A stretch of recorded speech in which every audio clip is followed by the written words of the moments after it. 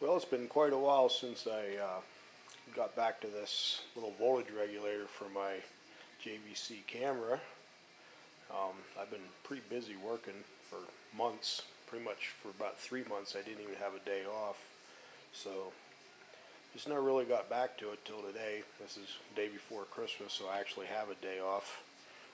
Also trying this little tripod thing here, which I don't know how that's going to work out. But anyways, I decided to go a little bit different route than what I originally showed in my other videos. I decided to go with a low dropout linear regulator, an LM1084 adjustable, and not go with a pre-regulator. Reason for that is I found that the little sealed lead acid battery, once it got down to about 11 volts or 11.5 volts, the operation of the circuit became quite spotty. In the linear regulator, you have what's called a dropout voltage that you have to be above, and with the 8 volt pre-regulator, when that little battery dropped down to 11 volts, it started kind of getting a little bit funky, oscillating back and forth and just not working so good. So I decided to use a low dropout adjustable regulator, and I adjusted it to about 5.1 volts on the output, which if you look at your, if you have one of these cameras and you look at the power adapter on it, the actual voltage out on it is about 5.2 volts, so that's pretty close. But the circuit's pretty simple, just like the other one. You just have the input there. Got a 10 microfarad. I use an electrolytic on the input. You got an adjust pin, then you got a small voltage divider, 121 ohm between the adjust pin and the output. That gives it the 1.25 volt reference voltage, which that's basically what it uses to adjust the output voltage. And then on the output, using the formula you see here, V out equals 1.25 volts times the sum of 1 plus R2 divided by R1. For 5.1 volts, I came out with approximately 370 ohms. Really didn't have any resistors that were close to that. I had a 330 and a 390. One would put it too low and the other would put it too high for my taste. So I put a 250 ohm and a 120 ohm in series, which I did have. So that's why you see the two series resistances there. Normally you would just have one single resistance, one R2 instead of R2A and R2B like I have it labeled. Then on the output, I have a 10 microfarad tantalum. Now if you read the data sheet on the LM1084, which is pretty easy to get, most of the ones that I buy come from National Semiconductor because they're usually pretty good quality. If you go on their website, you can type that LM1084 in and you'll be able to get the data sheet for it. But they make it very clear that it has to be at least a 10 microfarad tantalum capacitor on the output for stability. They're a little bit sensitive to ESR and electrolytic, like what's on the input. The ESR tends to be pretty much everywhere, and on a tantalum it's a little bit tighter and a little bit lower. You want like a reasonably low ESR, but if you do a little bit more reading it, if it's too low, then you have problems too. Sometimes if you're building, say like a lab type power supply where stability is absolutely has to be at the optimal level, they'll put a couple ceramic capacitors in line with that tantalum to get the optimal ESR and output capacitance. And about 5.1 volts is what it should put out. Actually, I think this one here, when I plug it in, it's about 5.13. Anyways, there's what I come up with. That's basically a case from an old power adapter. And I've got the circuit in there, and I've got a couple little strain reliefs, one on the input and one on the output. And then I'm going to take that battery, and I'm probably going to I don't know, maybe probably not, probably use maybe like electrical tape or something, tape it to the case of that just to keep it from flopping around too much. Plug the leads in, make something that I can swap out that battery pretty quickly if I need to. The testing that I did on this, I found that this was quite superior to my first circuit. It ran for like 3 hours before finally dying, which ended up essentially filling the memory card that I have. So this is going to work out much better in the long run. And the original circuit was alright, but it was just a first off experiment. The more I thought about it, this 1084 would be better. Would probably be better yet is if I purchased, say, like a small switching regulator. But then you get into higher costs. So it's not the part that I have on my shelf. If anybody can see this or not, but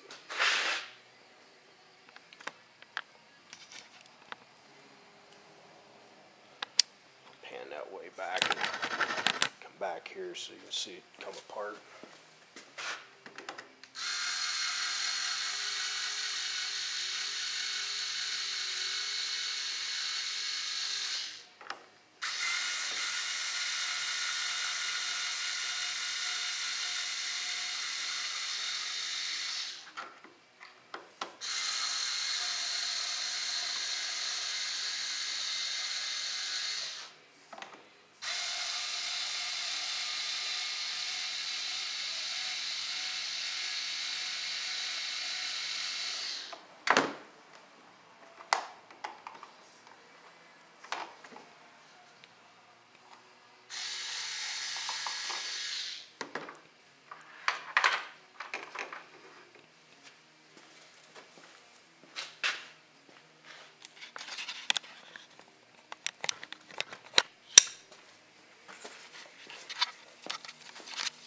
Okay, there's what I've got inside there. As you notice, compared to this one, it's quite a bit more compact. I think it'll do the job better. You see that big electrolytic standing out there, and then kind of hidden back behind it is that tantalum capacitor. And then you've got the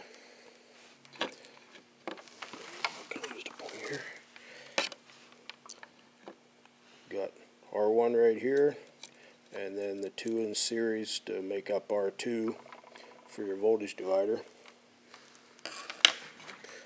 I got the little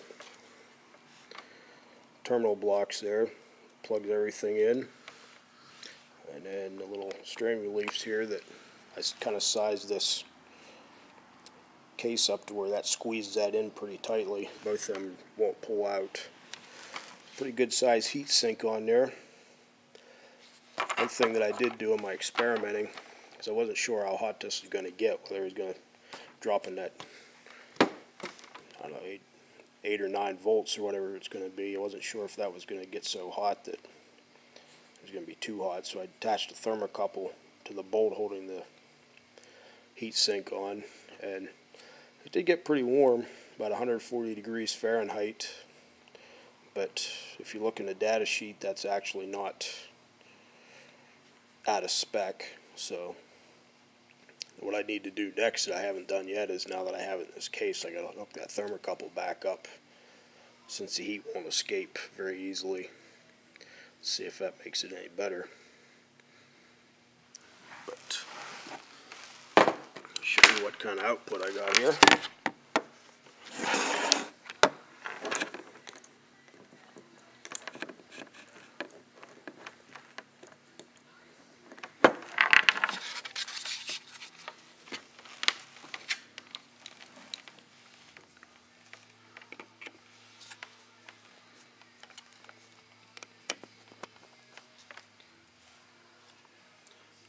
See, I got 12.85 on the input.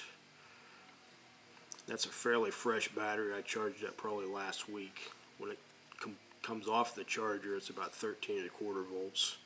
But it's also quite a bit colder in this garage than what it was last week when I did charge it. So That'll drop the voltage off.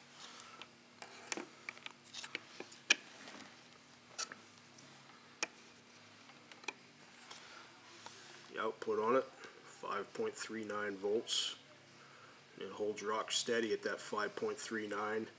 I had this battery discharged to the point where it was only under a load, it was only putting out probably about 9 volts.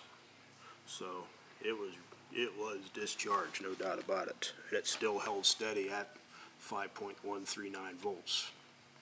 So this ought to work quite nicely. This is pretty much the final on this. I'm not going to do any more videos on it. It's pretty sad that I had to spread out over like 3 months, but I haven't touched this really since before I did the last video up until today, so that's the way it goes. So anyways, I think this is going to work out really nicely. Not sure how often I'm going to use this, because the main thing that I really wanted to do any recording on, for the most part, that would be any long-term recording, is my race car. And as you can see, it's in a pretty sad state, sitting there covered in dirt and cobwebs and the whole works. And I'm probably not going to be able to afford to get this thing running for another 3 or 4 years, so by then this camcorder is going to be probably obsolete. But yeah, you never know. Maybe I'll run into some money and get this thing running again. We'll see what happens. Anyway, just figured I'd do the final update on this and let you know what happened. It's going to work really well. So if you want to build one of these, you ought to do it. What I'll do here before I sign off, since I didn't have a real good tight shot on this, get a good look at the actual circuit itself. You can adjust this LM1084 anywhere, well, probably about, I think about 1 1/4 volts up until probably 11 volts with that 12 volt input.